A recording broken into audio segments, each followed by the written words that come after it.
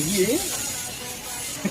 ఈ విధంగా చేసుకోవాలండి. శుభ్రంగా దాని లోపల పేగులన్నీ శుభ్రం తీసేసినాక 2 సార్లు ఇడ్లీ అంతా కడగాలి. కడిగేసినాక 2 సార్లు 3 సార్లు ఏం చేయాలంటే కళ్ళుకుంటారు కదండి. మామూలుగా రాళ్ళు కళ్ళుకుంటారు. కళ్ళుకు ఆ ఉప్పుతో 2 సార్లు ఇలా ఉప్పు బాగా వేసినాక ఇలా ఆనాలి. ఇలా అంటే దానికి ఉన్న తెల్ల ఇలాంటి పుట్టు ఉంటుంది కదా లైట్గా, ఆ పుట్టు అనేది ఊడిపోయింది కదా తెల్ల కనపడి చేతుల మీద. ఆ పుట్టు ఊడిపోవడం వల్ల కూర నీసు వాసన రాకుండా మంచిగా ఉంటుంది అనమాట, తినడానికి బాగుంటుంది. లేకపోతే ఆ లైట్గా ఆ పొట్టు అనేది ఆ పొట్టులో కొంచెం బ్లాక్ అనేది బ్లాక్లు ఉంటాయి. ఆ పేగులు అనేవి ఉంటే ఏంటంటే కూర కొంచెం టేస్ట్ మారుతాం, చేదుగా ఉంటాం, అలాంటి ప్రాబ్లం ఉంటుంది.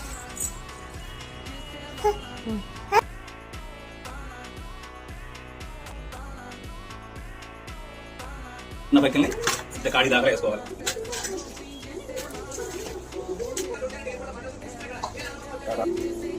కారం వేసుకోవాలి. ఇలాగ 4 స్పూన్ కారం. ఓకే. తర్వాత తగినంత ఉప్ప. తక్కువ వేసుకోవాలండి. ఎక్కువ వేసుకున్నాం అది తీలేము. తగ్గితే మళ్ళీ కలుపుకోవచ్చు. కొంచెం కలుపుకోవచ్చు. ఇప్పుడు ఆయిల్. ఆయిల్ ఇది మా ఇంటికాడ కాసిందండి. ఇంటికాడ కాయదులే.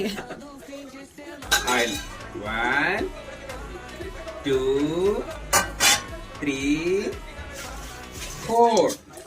ఎందుకంటే చేపలు ఉన్నాయి కదండి, చేపలు ఇలా కలుపుకోవాలండి. గెంటి పెడితే ఇరిగిపోతాండి. తీసుకోవడానికి ఉప్పు కారం నూనె అన్ని ఎక్స్ట్రా పడతాయి. ఎక్స్ట్రా పడతాయి.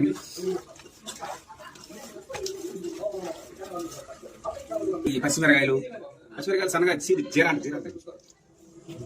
ఇంకోటి ఇది వేసేసి ఇదే కొత్తిమీర పుదీనా కూడా వేసేసి కొంచెం వేసుకుని ఒక్కసారి మళ్ళీ ఇట్లా అలా పట్టిద్దా బాగా మంచిగా. ఇంతే. ఇప్పుడు ఎందుకంటే ఇప్పుడు ఎన్నిసార్లు కలిపితే మొక్కలు ఇరిగిపోవండి. పచ్చిగా ఉన్నాయి కాబట్టి 5 minutes మూత పెట్టి పక్కన పెట్టేయాలా?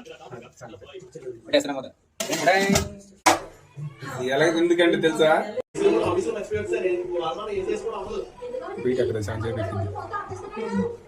పక్కన తీసుకోవాలండి. ఈ కూర ఉంటుందంటే ఈ కూర ఉండేటప్పుడు కొంచెం ఎలా గంటుంది అనుకోండి, అలా గారె తీసుకుని అలా తింటూ ఉడుకోవాలి.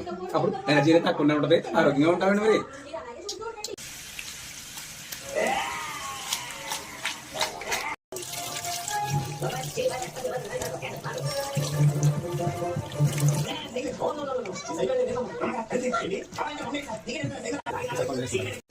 అమ్మ దురిశారు.